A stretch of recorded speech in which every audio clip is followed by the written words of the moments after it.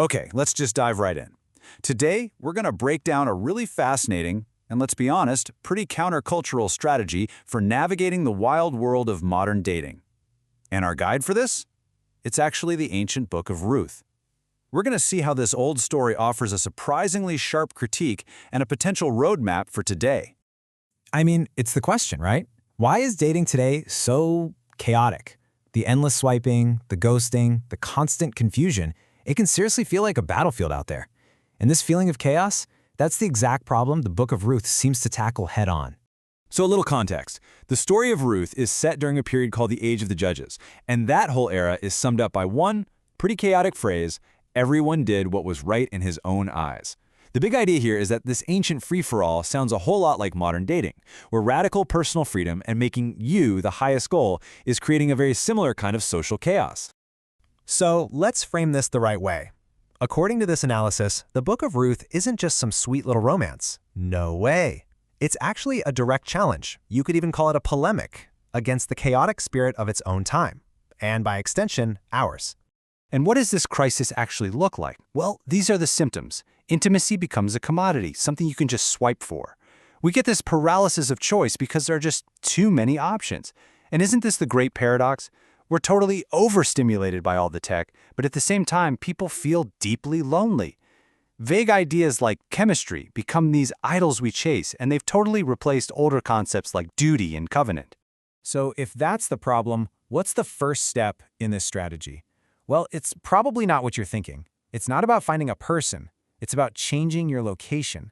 This framework actually calls it the theology of geography, and it is a massive mindset shift. The key metaphor you have to understand is Moab. See, in this story, Ruth literally leaves her homeland of Moab. In this framework, Moab represents the entire secular dating marketplace. You know the one. It runs on transactional value, on surface-level attraction, and it's all about that short-term gratification instead of building a long-term legacy. And this quote, wow, it just captures that first move perfectly. When Ruth says this to her mother-in-law, Naomi, it's more than just a nice thing to say. It's an act of what this framework calls cultural apostasy. She's making a conscious, complete break from the patterns, the values, and even the gods of her world to align herself with a totally new community and a new covenant. So, after a woman decides to leave Moab, what does she look like? This brings us to the core archetype of Ruth herself, the anti-princess. Her defining virtues aren't about sitting around looking pretty. They're about an active work ethic and some seriously sharp discernment. And this is absolutely crucial. Ruth doesn't arrive in this new land and just wait around to be discovered. She immediately gets to work. Her value, her attractiveness to a guy like Boaz, is built on her character in action.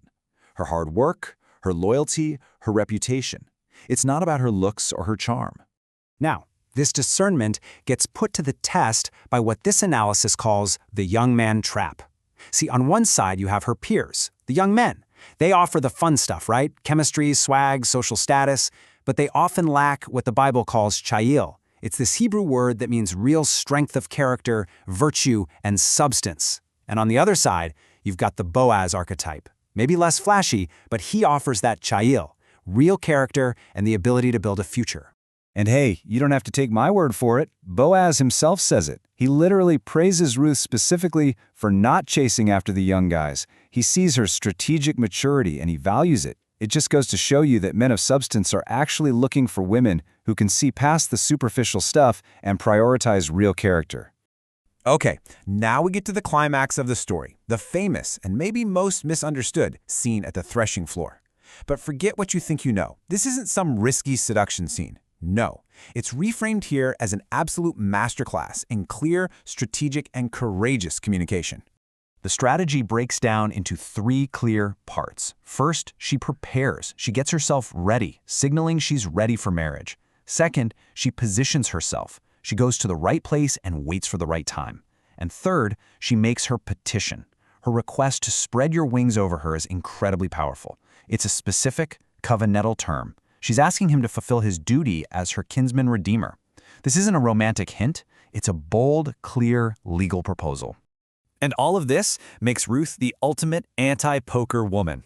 Think about it. She completely rejects the modern dating game of ambiguity, of dropping vague hints, of playing hard to get. Her strategy is totally different. It's to be hard to find, a woman of rare character, but easy to understand. Her intentions are crystal clear. And that brings us to the final and, let's be honest, probably the most challenging piece of this whole strategy. It involves taking this idea of submission and reframing it, not as weakness or oppression, but as a powerful key that can actually unlock protection and redemption. The source material points out this really interesting paradox in our modern world. So many of us willingly submit to a boss, right? And that relationship is purely transactional. You give your labor, they give you money. It's totally conditional. But the idea of submission in a marriage, a relationship that's meant to be covenantal and unconditional, is often seen as a bad thing, even when the goal is for both people to flourish. And here is the key insight from this whole framework. When Ruth calls herself his servant, it is not self-degradation. Not at all. It's a strategic act of alignment.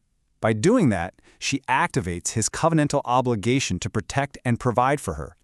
The argument is that for a man of character to step up and offer his protective covering, there has to be a willing partnership, not a constant battle for control. So after breaking all this down, this entire analysis leaves us with one final provocative question. The Ruth archetype presents a clear choice.